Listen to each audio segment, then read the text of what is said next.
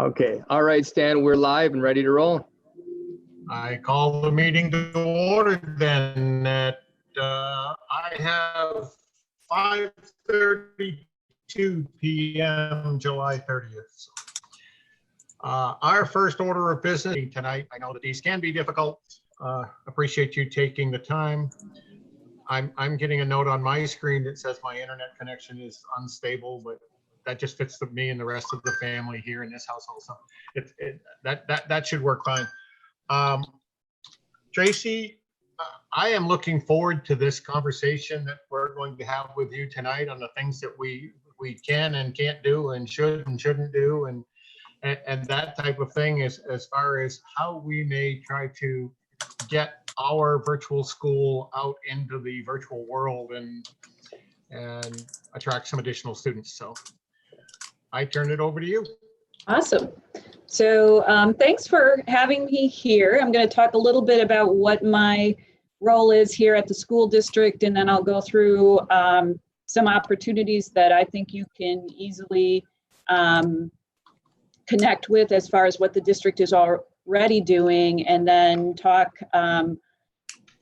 further about some of the things that you may be thinking about and wanting to do. So I've been with the district for 13 years now, working on communications and community relations district-wide. And so within that job, I manage the website, the content on the website. I do the internal, external communication, so that may be print materials, it's our social media content, working with our area media, so newspaper or other news outlets. I also work to develop any of our print materials, so that may be brochures like a trifold, newsletters, special event materials, and then also video production. So there are some things that we can do internally in all of those, and then sometimes it is best to contract out with an actual designer to do those things, or a more formal videographer to do those activities. So some of the things that, when I look at what you want to do as far as getting your message and your stories out, there are some things that are already going on in the district that would be very natural for you to participate in. So one of the easier ones is we do a quarterly newsletter. So in my mind, it would make sense that you have a section of that newsletter, because that goes out to all residents within the Hudson School District area. And so that's about 18,000 residents that receive that newsletter. And whether that's a half page or a full page in that newsletter, but that's something that you could easily step into and provide content for, and then we'll figure out the logistics on that. I am always looking for and encouraging our schools to promote what they're doing on social media and on the website. So we can do posts on the website and then on our social media accounts. And we've had, just because of everything that's going on, it seems like a lot of people are paying a lot more attention to social media. So our analytics are telling us that a lot of people are coming there. So the more that we can put out and share the stories that you are experiencing, that our kids are experiencing, our families are experiencing, that's all good for marketing of what's for the program. Yeah, you certainly can also look at a separate mailer. If there's a, I can think of some of the natural times where you may want to do that is late winter, when people are looking at, okay, I need to register for next year. So that may be a natural time to look at a separate mailer specific to the school. Those are the big high level things. As far as the videos, that may be a really good opportunity. It's easy. We try to keep videos under 3 minutes. So it's short and sweet, because once you get beyond 3 minutes, people tend to tune out. So if that's, short testimonials from parents or kids, a collage of those are all good things. I've learned that you just want to show people smiling, and that pulls folks into your message. So they're not real complicated, but they do take time to create. So that's high level as far as what we're already doing in the district. And I will say we just had a really good conversation. We're updating our mass communication system. So some of you may have experienced that. That's our system that we send out our alert messages through. We're moving forward with an app, so we can push out messages through that app to families or to folks who download the app on their phone. So it may be grandparents, or it may be, with our messaging currently, it's limited to those folks who are registered within our Skyward system. This would allow others to also follow along more easily as to what's going on in the district. It's really super slick. I'm excited about that.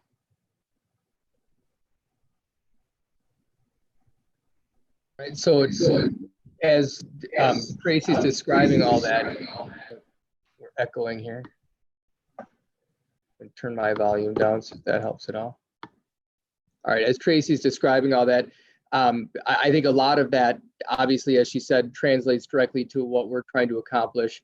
But just a testimonial on Tracy's behalf. She does an amazing job keeping everything moving. She listed those things and she said high level, but you could just hear the detail that goes into all that. There's a lot that goes into producing that much. And I feel that our message gets out there so much better than it ever did before. So what a great opportunity for us to sort of jump on that bandwagon. And I hadn't even thought about the fact of using our newsletter. That's a great idea, about a simple way to get the message to a really broad audience very quickly. So thank you for the overview, Tracy. I'm not sure, Stan, if you want to open up to questions from the group for Tracy. I would love to open up to questions, and being that I have the floor right now, I'm gonna fire off the first one here.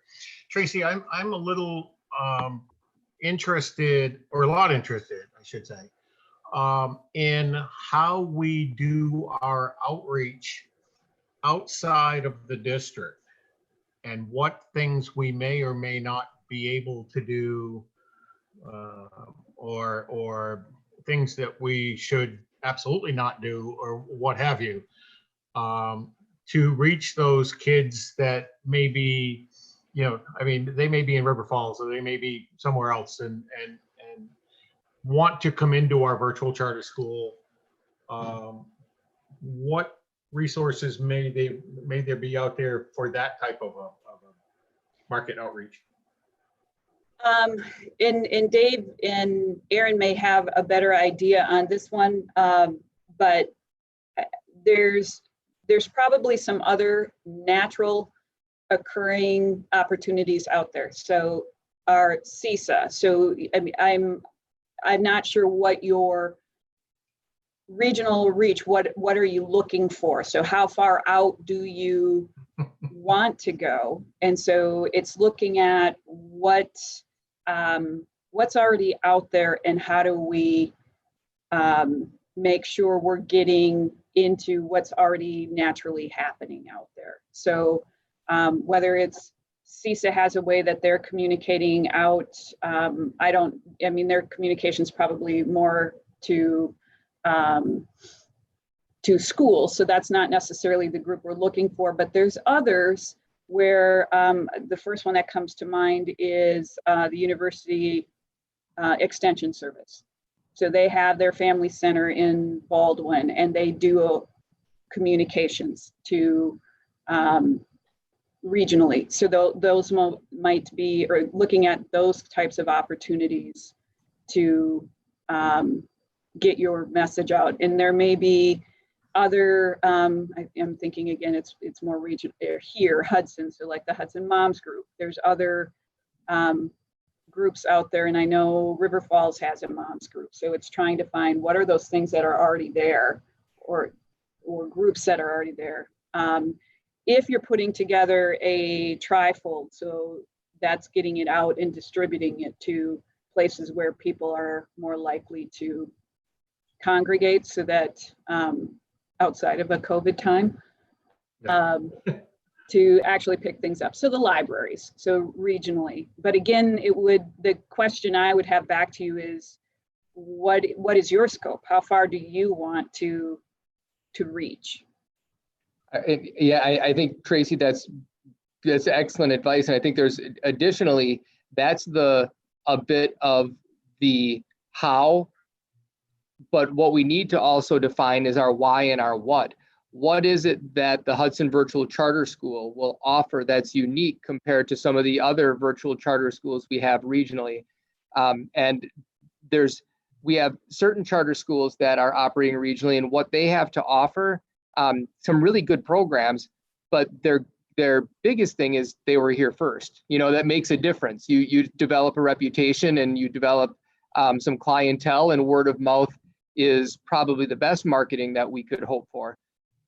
So I think that would be a great challenge for us as a board to decide, what is it that we want to be great at? What's that one thing that we want to excel at as a virtual charter school, and see what we can do to attract students and families that connect to that message. And as we're thinking about that, I would challenge us also to be thinking about how that matches some of the core principles we've discussed earlier, which is we want to make sure that our virtual experience is the best virtual opportunity or option for our own students, our own resident students. And if we can define the why around that we do something really great for Hudson resident students, and realize that, well, that's probably really great for other students as well.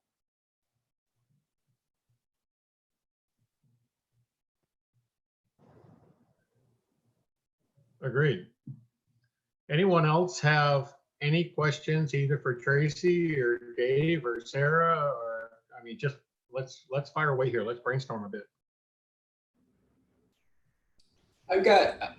I'm curious about sort of a general internet approach, because our sort of target market is basically the entire state of Wisconsin potentially, right? So I'm trying to think of, there's a lot of social networking kind of things where we sort of can target moms groups and particular, organizations that are complementary to our goals. But there's also like people at a screen like Googling Wisconsin online high school or something like that. And I'm wondering if maybe Tracy has some feedback on like sort of general organic search or other broad, wide. I actually just searched Wisconsin online high school and get all kinds of interesting, weird things that aren't probably what I want. Mostly private institutions. So maybe there's an opportunity there too. I don't know. Certainly, and it's one of those things that you need to start creating those stories and getting information out there, so that when I do go to search, things are going to start to pop up. So that's, it's kind of the analytics that go along with it, that the more you put out there, the more people are going to see. And there's certainly things that we can take advantage of. So if we're doing a Facebook post, we can boost that post and determine the area we want it to go to, so that it's going to naturally show up in other folks in their feed, depending on the area that we select. So there's things that we can do to help spread that story. But really it's going to come down to kind of what Dave was saying, word of mouth. It's just a internet word of mouth, as far as what we're pushing out there to the public, so that they're seeing what we're doing. And there's some things that we can do to move our search up. And that's not complicated to do on our end. Yeah, and I mean, I mean, we do have some budget too, like, so I'm sort of curious about like Google AdWords and other paid avenues, in addition to content marketing and that angle.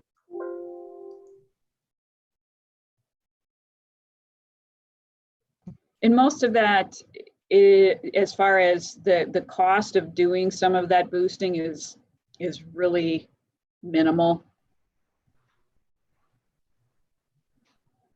More of your money will go into, you know, I'm assuming that you would like to have something physical, so whether that's a trifold or something.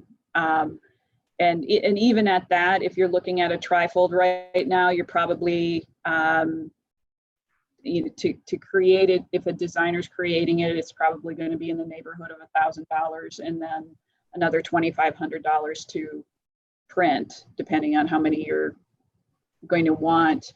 The other thing that you may want to think about, and I don't know what your discussion has been so far as your image, so your logo, and whether that's just the shield with the ribbon down below specific to the charter school.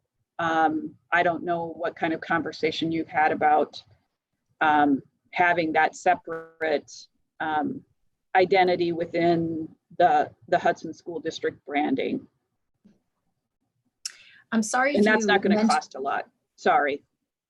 I'm sorry if you mentioned this already, but would we be added to the district's overall webpage where you have all the schools listed, or will we have our entirely separate, not connected site?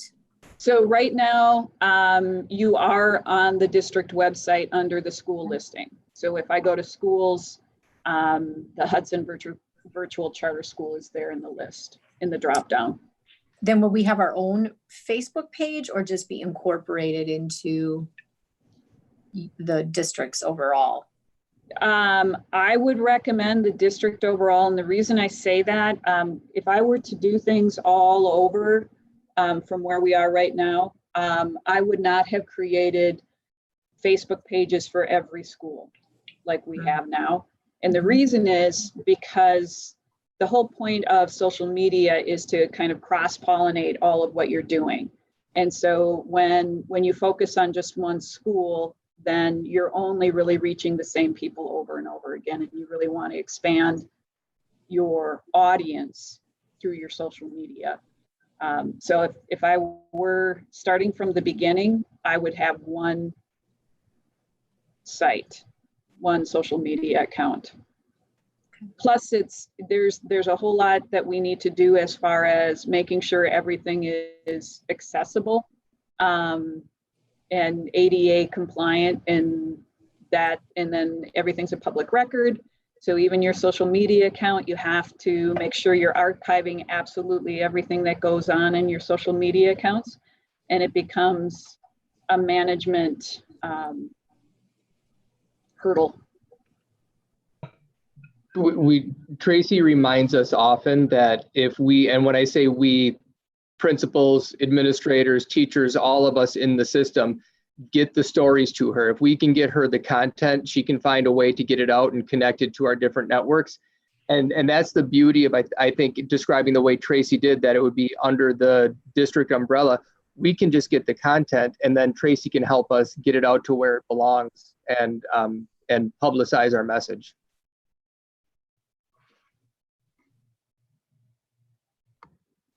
Is there a larger charter school association in Wisconsin or the region that we're going to belong to?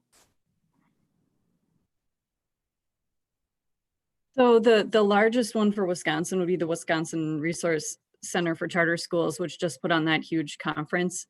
Then within that, there's like the Wisconsin Digital Learning Collaborative, Wisconsin eSchool Network, Wisconsin Virtual School, like all of those kind of then collaborate and work together. And we're loosely part of that just because of our affiliation with using a lot of WVS resources. I think we may down the road want to look at being maybe part of one of those bigger organizations that have additional supports and benefits of belonging. But that's kind of what I know about so far. But I was going to say, just sort of happenstance this week, it's kind of connects back to what Tracy was saying about, taking advantage of what's already happening. And I happen to be part of a gifted and talented network still, because I was on some email list. And someone this week said, who has recommendations for virtual charter schools in Wisconsin? Because there's a lot of gifted kids looking for virtual options this year. And so then I emailed the person back, and she had been creating a document, and so she added us to it. So now we're, on page 1 of a document that's floating all around Wisconsin. So I think grassroots stuff like that is great. But I wouldn't have known about that except for my previous experience. So anything like that, if you guys see it, let me know, and we'll get in there.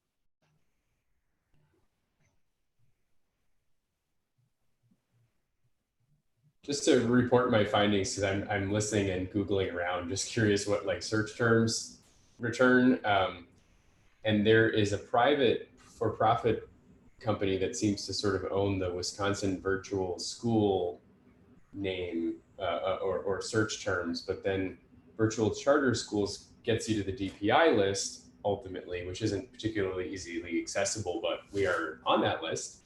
It's an Excel spreadsheet you have to download, which is great, fantastic marketing. Like that's sort of not what not to do, but we're on the list, so something went right in our paperwork. But just reporting in. That's that's what I've learned while I'm cruising around. I mean, I do wonder what would happen if we threw $500 at Google AdWords for some term we expect people are looking for, and especially in COVID land, to see if we had an actual place to point to them, if we're finding wayward souls that are in search of exactly what we do. I think there's a lot of that right now between either it's Google or it's Facebook. I have seen it all over on Facebook lately. Everyone's looking for those type of options this year. So if we figure out what it is that we want to put on, which gets to the materials of what we want to do, or the branding, we didn't even think about that. I think that's a big piece to think about too. How does it get branded? But I think it's like the exact right time right now. And you want to have some content before you push out that ad, because if you say, here, come here, and then I see, well, yeah. What do you have? Agree. Yeah. So what would be what's our place, our core place where we define this? Is it within the greater Hudson district site? Is it Facebook? I don't know, like what would be our starting point there? I wouldn't say it's either or, it's both. Because typically you start from your website, and that's going to feed your Facebook, your Twitter, Instagram, whatever and we have all of those accessible to us. So it's just, okay, let's start here. Let's start with your website presence, and let's make sure that there's content there that's compelling to folks.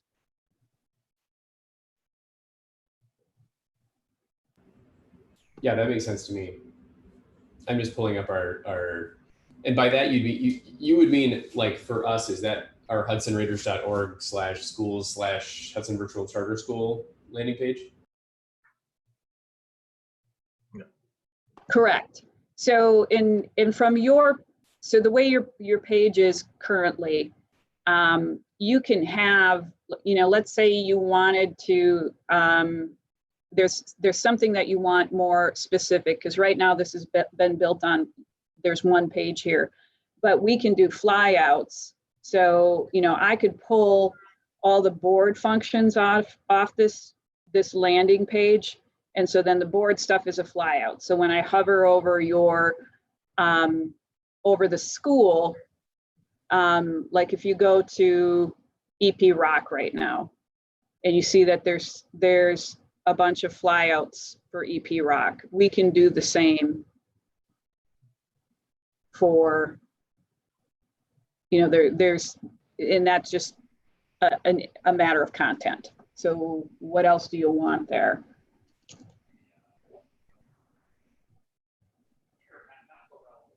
One thing that I would pose to the board is, I feel like we need to delineate a little bit more clearly for the public, for our own students, as well as for potentially students from all over Wisconsin. The Hudson Virtual Learning Academy and the Hudson Virtual Charter School right now are really intertwined. And I know that it's confusing for families, because I've had some district families use the charter school application, and or families just saying, I didn't really know which one to do, so I just picked one, which is fine. They all come to me, and in the end, it doesn't necessarily matter. But I do think we want to have clear paths. And so I don't know, I'm wondering everyone's thoughts on, do we completely almost remove HVLA, Hudson Virtual Learning Academy, from the school of Hudson Virtual Charter School, maybe briefly mentioning it and providing a link to somewhere else? What do you guys think about kind of that pathway for our audiences? Do you put it just completely under the high school versus on the, because I'm on that webpage right now, on the charter school webpage, because it is confusing, right? You got to pick a path, and I wouldn't know which one to pick if I didn't know. No, there needs to be an explanation there to guide users to the HVLA or the Hudson Virtual Charter School, with just a straight delineation of district kids and non-district kids. And then maybe a map, you know, link to a map of the district boundaries and that type of thing, just to help people out that may be from outside of the district. But, you know, I agree that we need to leave HVLA into in our charter school webpage, at least to the point of getting that delineation correct, and then we can, you know, drop it after that. Yeah, it's an interesting idea, because before there was the virtual charter school, obviously HVLA had incredible significance because it was it. That's all there was. Once the charter school is there, nothing would prevent a resident student from doing the full registration process through the regular charter school if everything landed there, and then it was just for resident students, for non-resident students, but all under the umbrella of Hudson Virtual Charter School. There really would be no significant need for the Hudson Virtual Learning or the Hudson Virtual Academy as a separate entity. Because we're not really making a distinction on the front end. There's distinctions behind the scenes, the way the paperwork is run and funding happens. But yeah, that's something we can definitely think about. So if you're a parent, does it matter? No. It matters to us, but it doesn't matter to them, right? Correct. So do you need to delineate it, or is that just confusing? Where it gets troublesome for the future, I don't think for this year, but if we have Hudson families who want to access our virtual learning options, if they all go through the charter school application process and officially apply to our charter school, we have to have a lottery because we're going to have way too many kids. So if we can run our own kids for the most part through the Hudson Virtual Learning Academy, they don't need to go through the application process to be part of the charter, which is kind of a hoop to jump through, that they don't need to access the program. So that's where it gets a little bit tricky for families, I think, because there might be like a really out of the box reason for a Hudson family to want the charter school. But other than that, it doesn't benefit, it only actually puts restrictions on them. Well, could you have actually, you know, the charter school, Hudson residents click here, non-Hudson school district residents click here. Right, where the Something like name, it's almost like the name is Hudson Virtual Charter School, but if you're a resident student, you're applying to take part in the coursework, not to be part of the charter school. Right. Because as Sarah said, that's just extra hoops that are unnecessary. Yeah. Yeah, we can talk about sort of storyboard it out what it might look like if you had one landing page, but then a clear delineation for parents so they understood this is where I get the specific information if I live within the boundaries and if I live outside the boundaries. Well, and I just think that making that delineation there where we have, if we get too many applicants, we have a lottery over on the charter school, and you do not have that same scenario. I mean, no resident is then going to check the charter school and go through that application process with the possibility that they're not going to be able to, do the virtual learning. Right, right. So it's a matter of making sure we have the full benefit of both models, that we have as many students that are our residents that want access to the virtual learning as is appropriate, and at the same time having the open enrollment in option through the virtual charter school, but not crossing that and mixing that up, so we end up reducing the benefit for our resident students. So we can work on sort of mocking up what it might look like and then bring that back for discussion if that works. Yes. Do we also want to think about that brand piece? So do we want to use the same thing, or do we want to delineate it any differently? I think if we're going to create any type of marketing materials, we should decide what it's going to look like. Mm-hmm. Well, I'm wondering, Tracy, could you talk a little bit about how some different groups and organizations sort of delineate themselves, but still under the branding umbrella? So what I would recommend is that we go to the design team that worked with our original logo and say, okay, this is what we would like to see. So an image that fits the virtual school, and then making sure that it fits within our overall brand. And that's usually if I have like a team that wants to come up with something unique, or customizing other, like the Raider Works program or something like that. It's usually I turn it over to the art team, and then they create some options, and then you would look through those and say, yep, I like this, or I want this tweaked a little bit more. But that's the process that we have gone through since we rebranded a while back.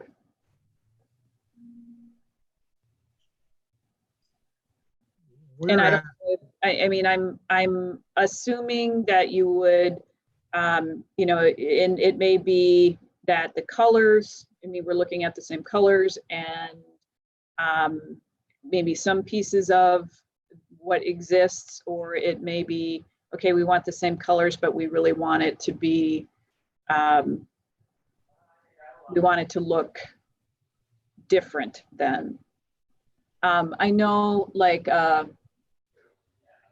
if you go on the website and let me see. So like the academies had designed something a little bit separate, but it's not popping up.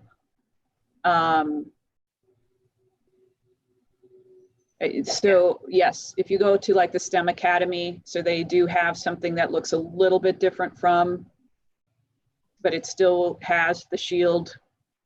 And so it has a component of the Hudson mark.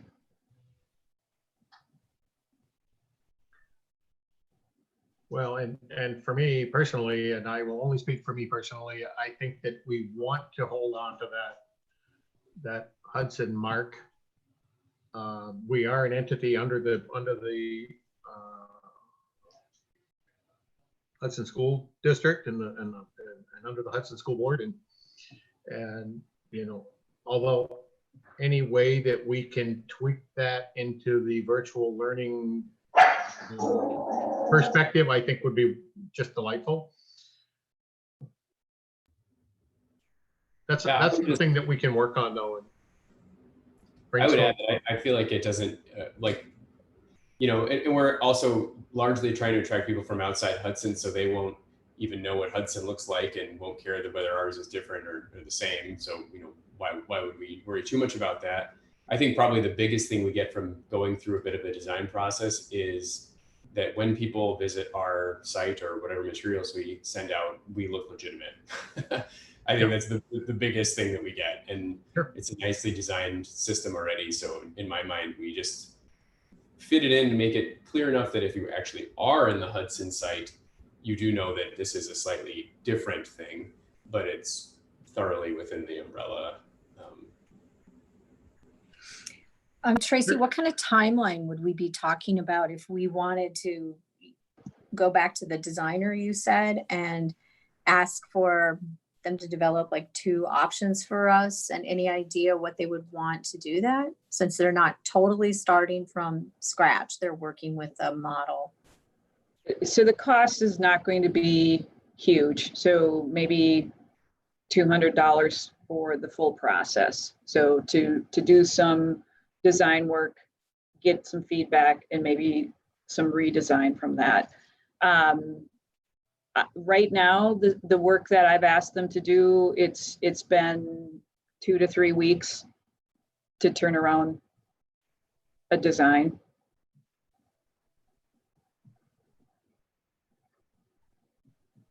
I'm sure that Sarah and I could pull from the conference, and Shelley, I think you were there as well.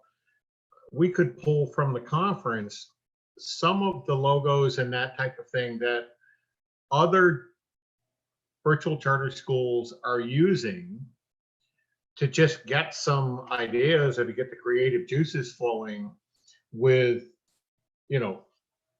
being able to sort of circle the wagons around the Hudson School District logo and the shield and what have you, or the H, or and work with that, and still within our Hudson Virtual Charter School logo, get the 4 or 5 points that we most want to share with the world about our charter school. Actually, if you could give me what are those 4 points or those 4 or 5 points that you really want people to take away, then that's what your artists work from. Yep. Versus, so if you tell the artist, okay, these are the things that we really want people to know about us, or that we want the artists to be considering about us. So just something I'll throw in the mix, as I think it relates to a few of the points we've discussed. One of the questions that we've been wrestling with a little bit is, what sets us apart?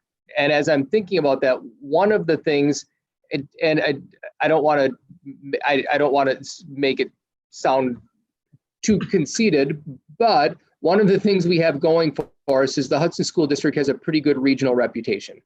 And typically when you draw students from the open enrollment process, even though it is available to the entire state, generally you see regional patterns. So people know that's why our #1 competitor is St. Croix Central. It's a small school district. They have a wonderful program. This is not knocking their program at all, but a district of our size on the other end of the state isn't as likely to identify St. Croix Central as their virtual school charter of choice. So there's an advantage of being close to your region. You still have access to some other services that they might offer that would require transportation. There's things there. So when we think of the branding, first of all, I think connecting it, that's another reason that perhaps connecting it would make sense. But the other thing is, if we can figure out what it is about our reputation that regional districts may be attracted to, that might help us come up with those 3 or 4 bullet points that we can provide to the artists. and I'm sorry if I don't know this. So is there a tagline, a motto, something that you want or have your overall mission statement? Yeah, not one we can use right at this point, Tracy, but we're getting there. Yeah, we're working on that.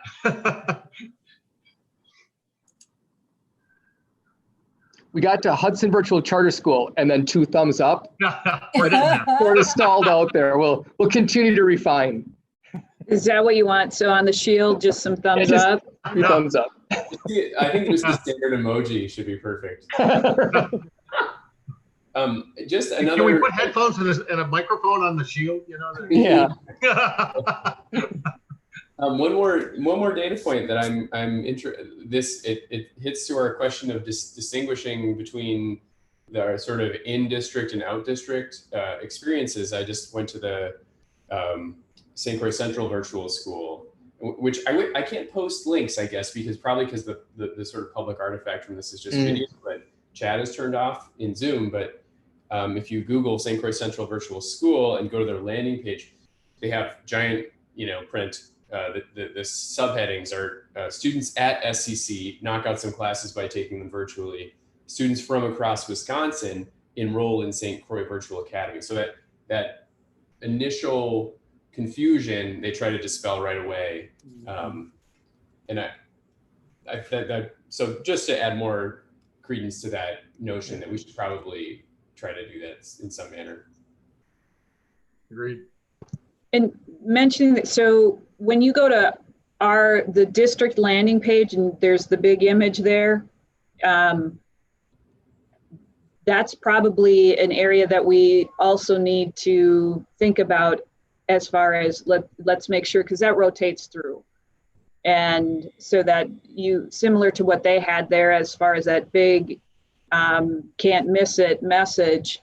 And then if you scroll down below the icon piece, there's typically 3 news pieces that are up, but you can link those to your banner stories that are up at the top. So that big image with, you can link it to a story or link it directly to your school page so that people are finding things easier. And there's probably different times of the year where you want to make sure you've got, we're on that we're that top image on the page.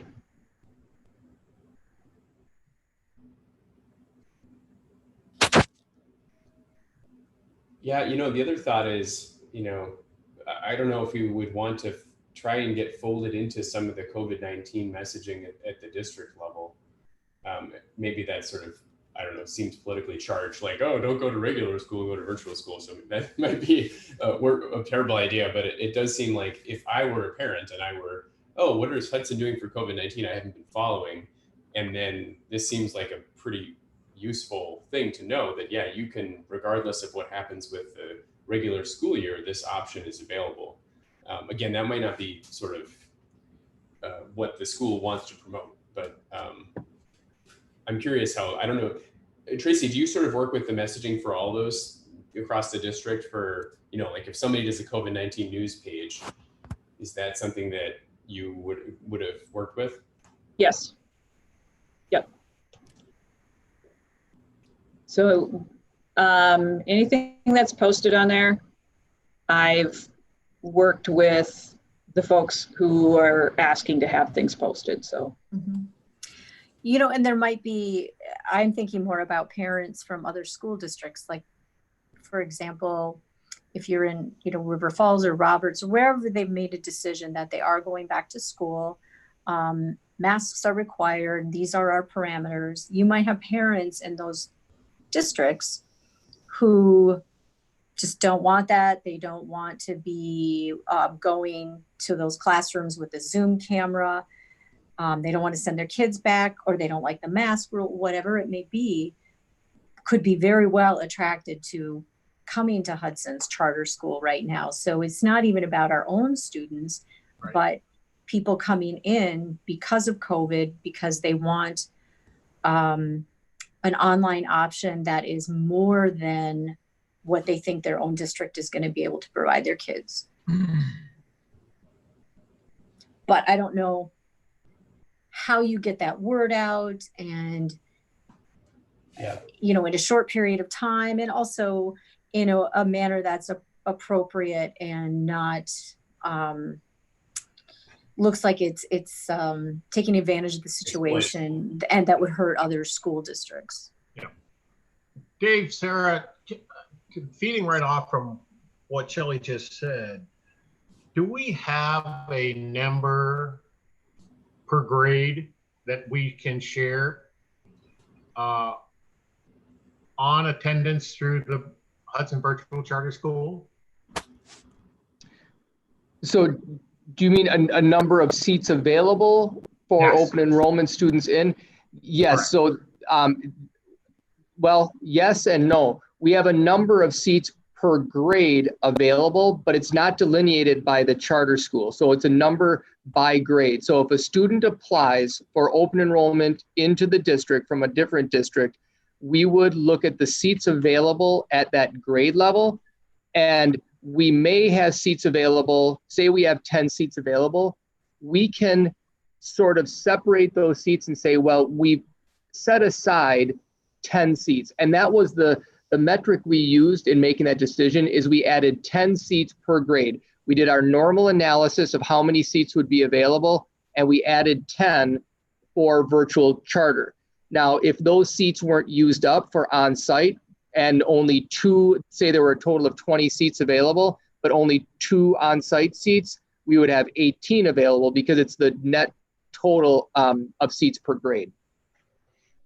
So is that question answered as soon as that out-of-district application comes in, even bore we have had the opportunity to fully vest, if you will, our freshman class or sophomore class, whatever?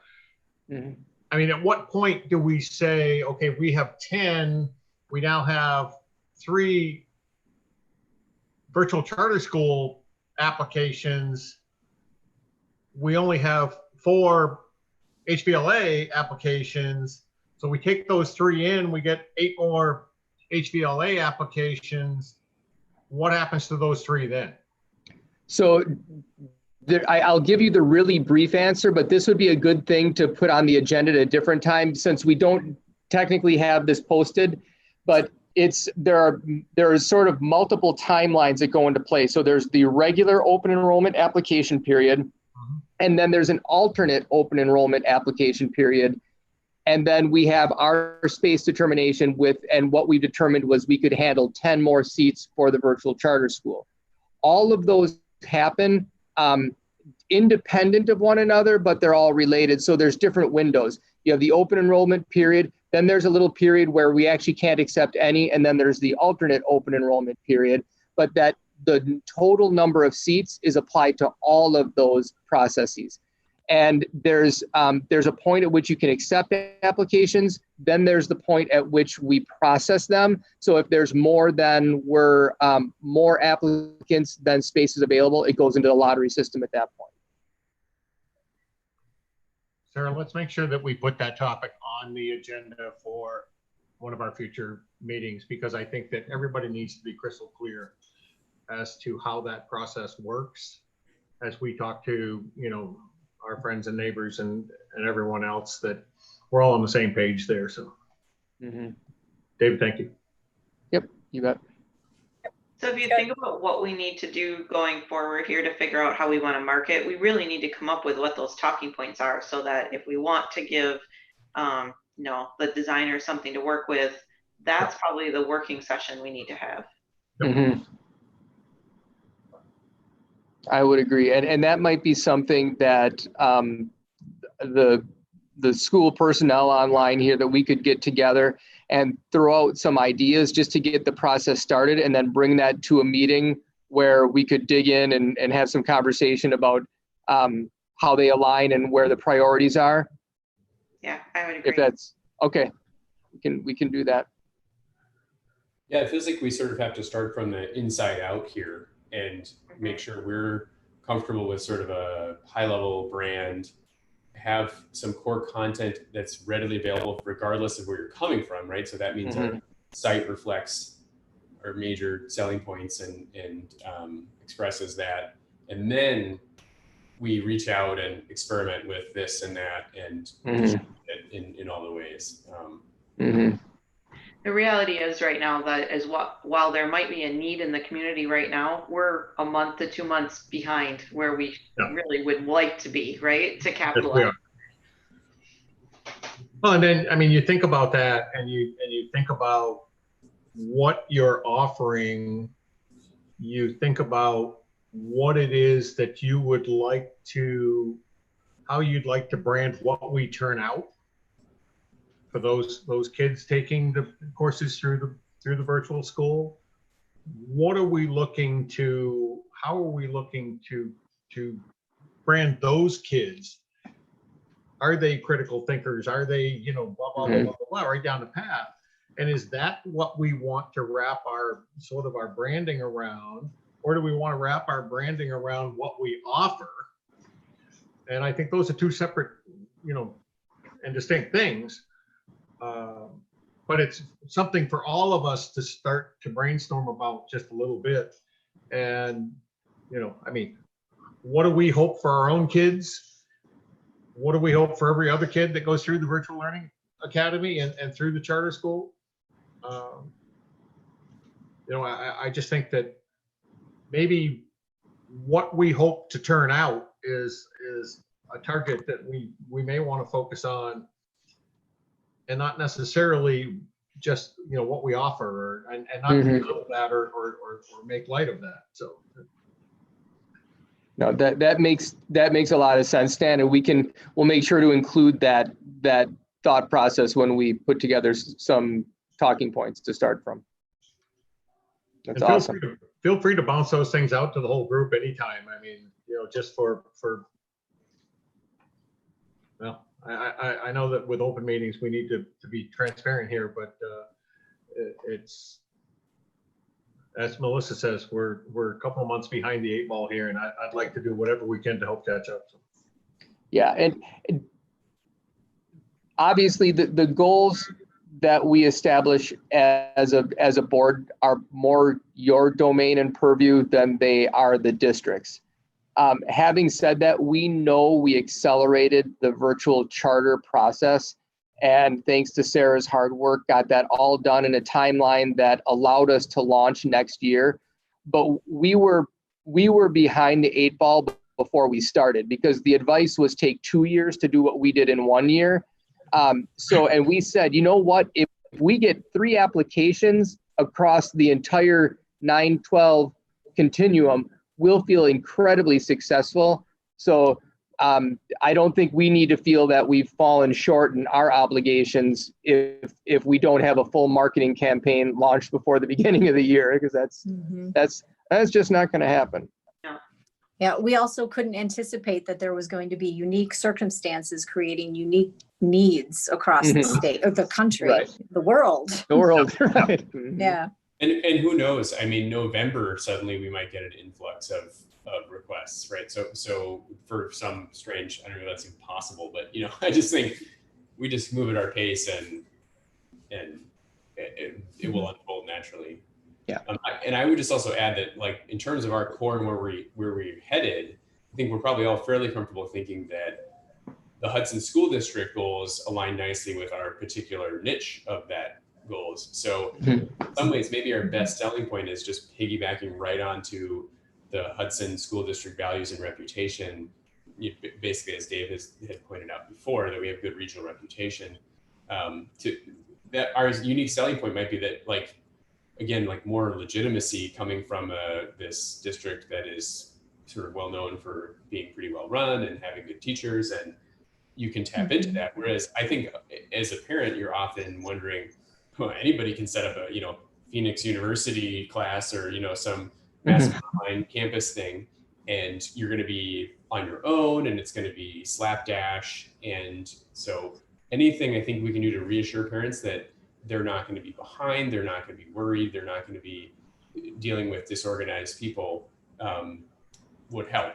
And that Hudson's been building a reputation for decades that we get to cheat off of, basically.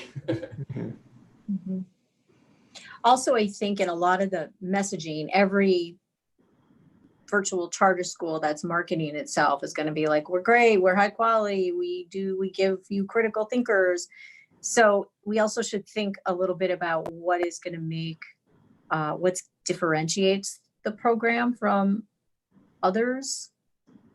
And one thing I think we talked about was some of the content anyways would eventually be developed by local staff versus some packaged, and I think that could appeal to some people.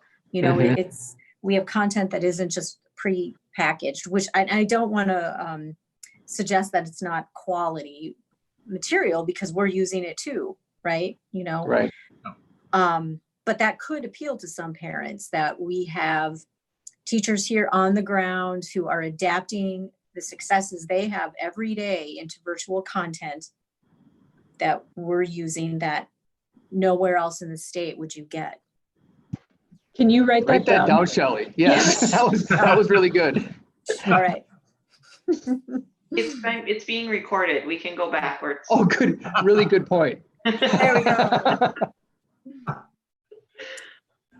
Another just factor, anecdote again, my kids have been through various online things, being homeschooled for a while and being partly in regular enrollment, partly not, and supplementary, whatever. But just as I also have an adult friend who's a very accomplished professional guy who wanted to learn something new, and he was trying to take some courses, and his biggest problem was sort of that the human element wasn't present. So I need help with a particular sticking point, and who do I ask? Who do I call? So emphasizing that, like, the guidance of the staff, being there to help tailor things, help when you're struggling, like that is, and I think as an organization, regardless of marketing, I think we should be thinking about that, and that is a differentiator as well.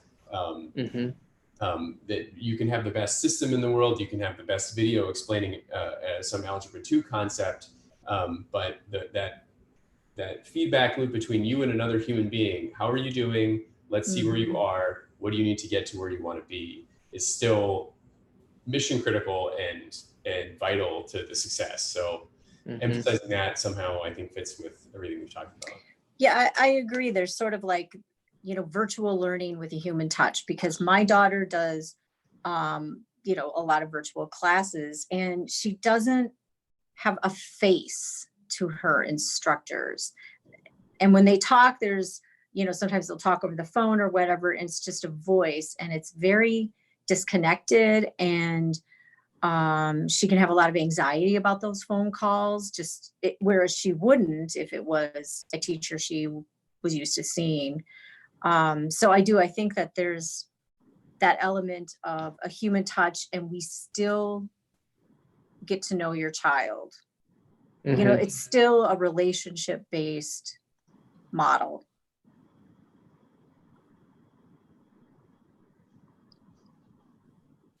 Yeah, when I worked for Minnesota Connections Academy as a fully online teacher, we had students much like our advisories. So we were in charge of a smaller group of students to make those personal connections with the families on a bi-weekly basis. So then, like, I also taught them social studies, but for maybe 20 kids, I was their homeroom teacher, their advisor. And I felt like I got to know my online families better than I ever did even in a brick and mortar setting. And so I think as we start building in our own courses and our own teachers, and we're able to give more of those faces and that personal touch to things, that we'll be able to really differentiate ourselves from others. Right now, we're a little bit limited with that because we're using all, primarily WVS teachers. And there are some really great ones out there too. but there's also some that are a little bit harder to get in contact with. So we have not as much control over that piece right now.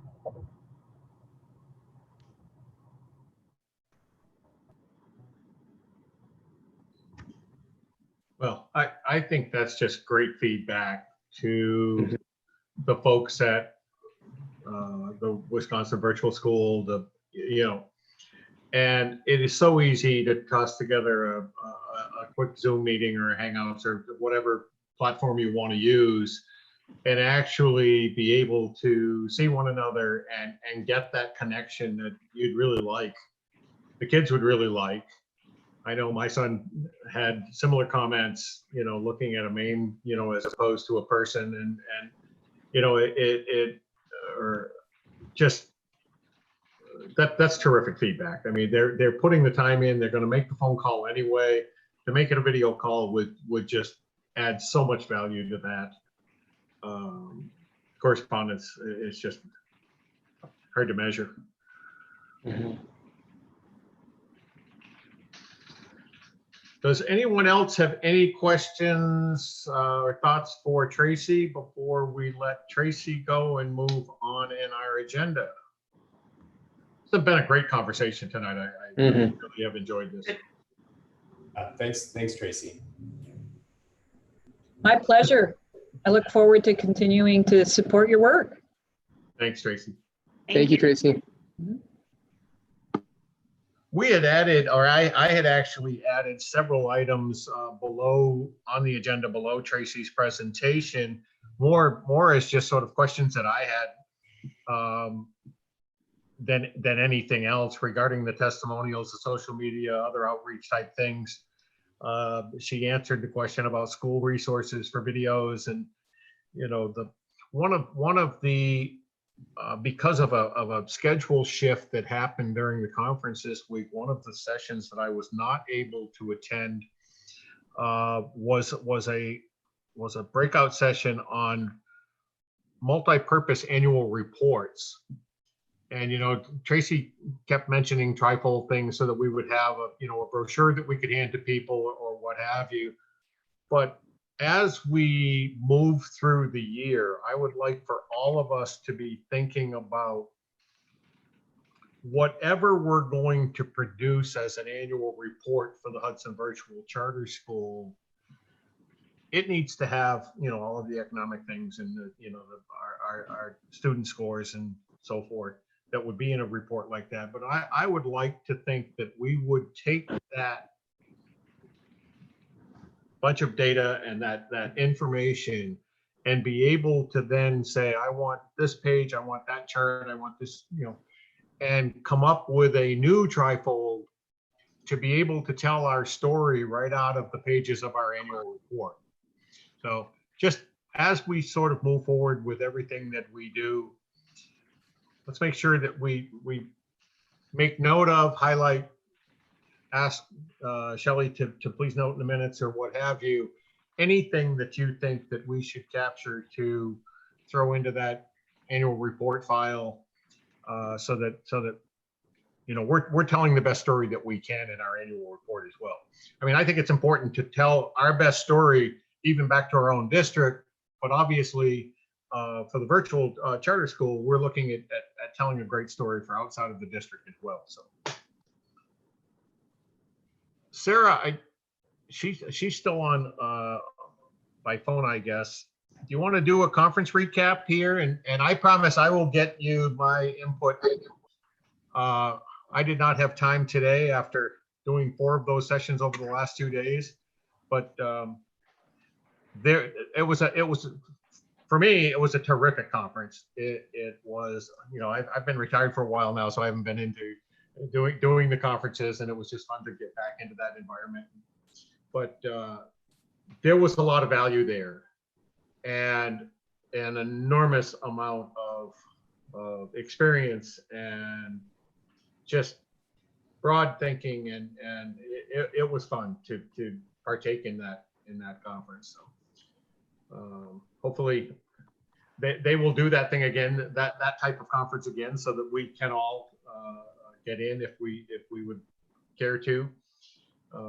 there's some advantage to not being able to get everybody together, because conferences become very, very inexpensive this way. And, you know, we can have as many people in there as we want without sending people all over the world. So, Sarah? Yeah, I was able to attend 3 sessions, well, part of a keynote and then 3 sessions. And all of them were great, you know, for different reasons. And, you know, we could probably spend 20 hours going through all the materials that I added to a Google shared folder for us.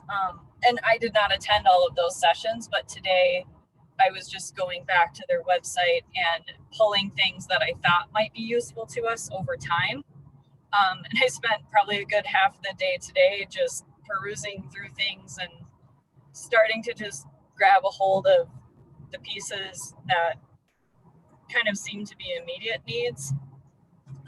One thing that stuck out to me that actually also came about tonight is we really need to have a concrete mission and vision, and, you know, kind of those elevator speech pieces to be able to have for our community and beyond.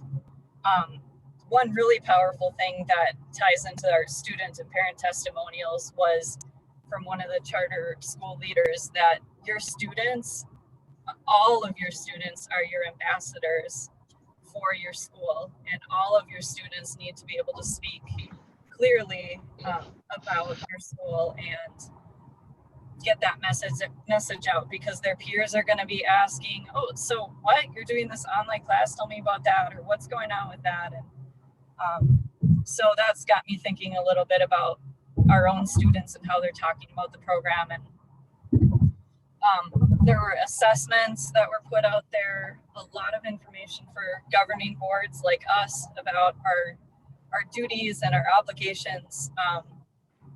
Just like I said, so much information. So I think as people, you know, have time to look through that folder that I linked, you know, maybe just taking a look at a couple things that you think are most pertinent, most valuable, or that you have the most questions about, and just starting to take a look at it. I would be appreciative, because it's way more than one person can take in and understand in a short amount of time.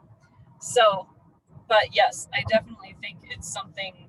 It also spoke to me that we all need to be engaging in training and learning about our role and how we can do this well.